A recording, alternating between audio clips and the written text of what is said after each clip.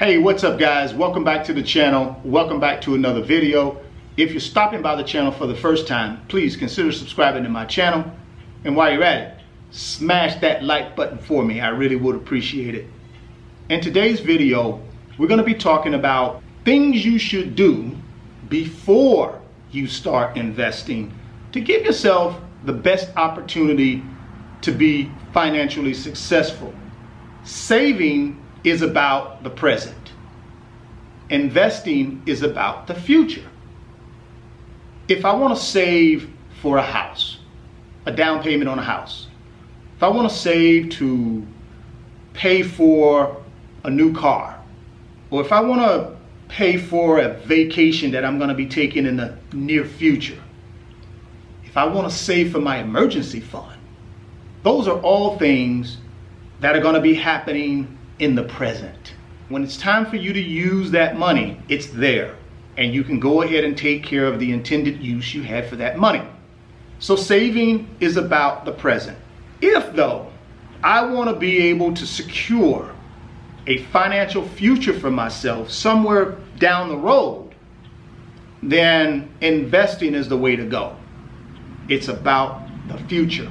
So I invest today, hoping that tomorrow it will grow and be more valuable than it is today. Now that we've distinguished between saving and investing, let's move on to some of the key things you'll need to know before you start investing. The first thing is your why. Your why is the reason you're doing all of this. We don't invest or we don't do anything unless we have a compelling reason to do it. Think about New Year's resolutions, where people say, well, I'm going to lose weight in the new year. I'm going to exercise more in the new year. I'm going to do this or do that in the new year. Most of us don't stick to those resolutions. And the reason we don't stick to them is because there really isn't a compelling reason to force us to stick to those resolutions when the going gets rough. We get busy. Something happens in our life that we're not happy with. We tend to fall off and put those resolutions on the back burner because really we're not connected to it. We don't have a big enough why or a compelling reason to get going and keep going in tough times. Same thing with investing. If we are not connected to the reason why we're investing, and it's not a big enough reason, when adversity comes, we probably will quit, or we'll at least make excuses for why we stop investing. So you gotta have a big enough why. It has to be big enough that it will overshadow your emotions. When fear tries to set in or self-doubt, your why will be bigger than that and you'll keep going. Now, once you develop your why, then you have to put together a plan. I like to call it a financial pathway. See, that financial pathway is going to be your roadmap. No different than if you were planning a trip. Typically what we do when we plan a trip, we're going to sit down, we're going to break out our phone, or we're going to break out the laptop, and we're going to plan our route. We're going to stop here, we're going to eat here, we're going to stay overnight here, we're going to go see these attractions. We plan our trip.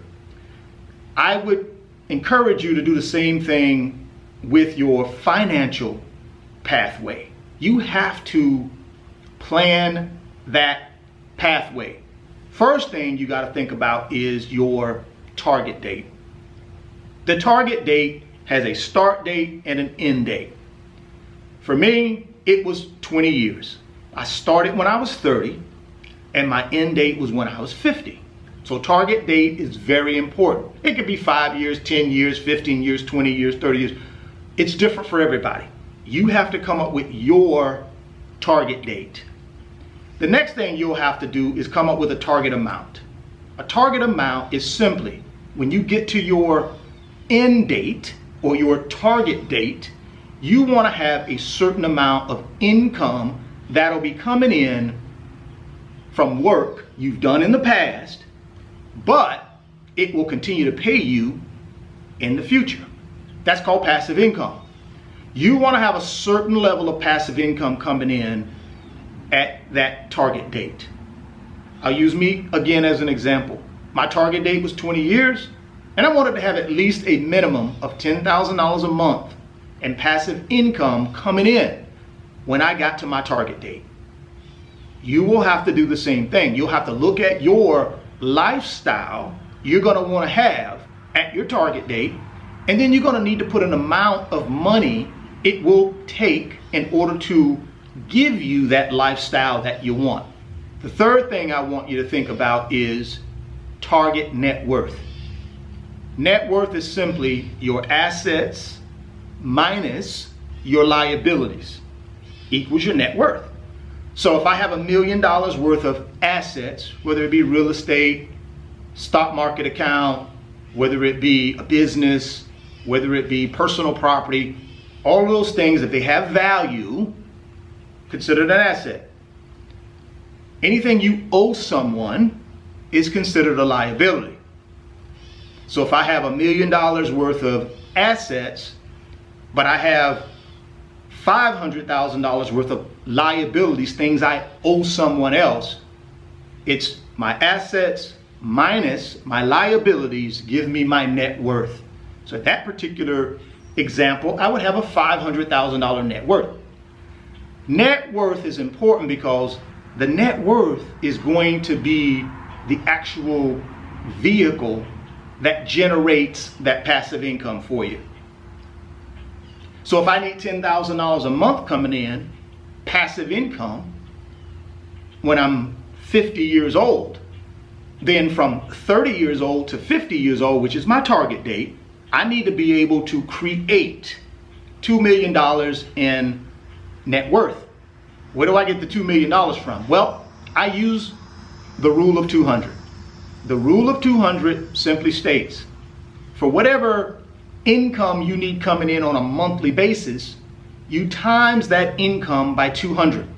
And that will give you the projected net worth you'll need to have in order to generate that target amount, or in my case, my $10,000.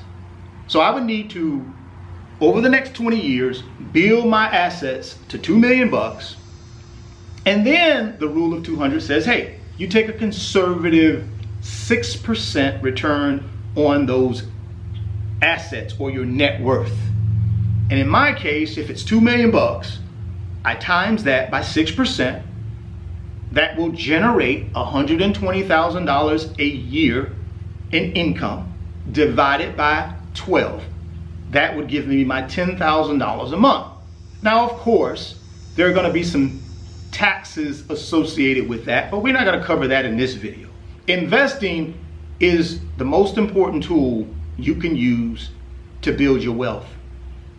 But in order to have success building wealth, you're going to need to have a compelling reason, which is your why. You're going to also have to have a plan or a financial pathway.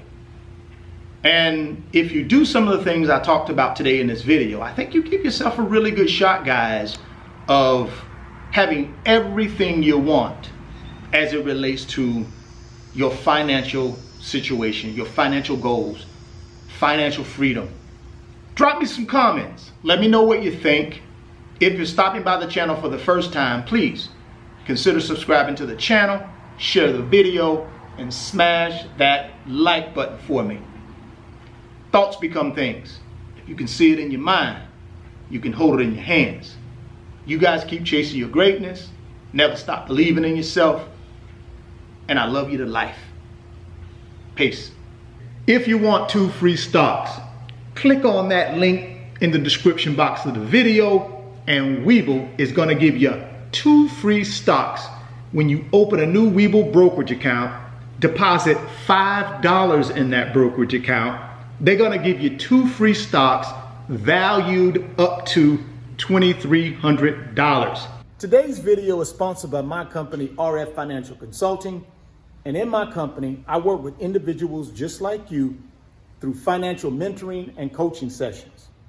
And in those 1-hour sessions, we talk about strategies to help you get to your financial freedom, whether it be through real estate investing, stock market investing, creating additional streams of income, credit card arbitrage, or starting and growing a business. If that's something that you might be interested in, there's an email address in the description box of the video. Send me an email and let's discuss if I'm the right fit for you.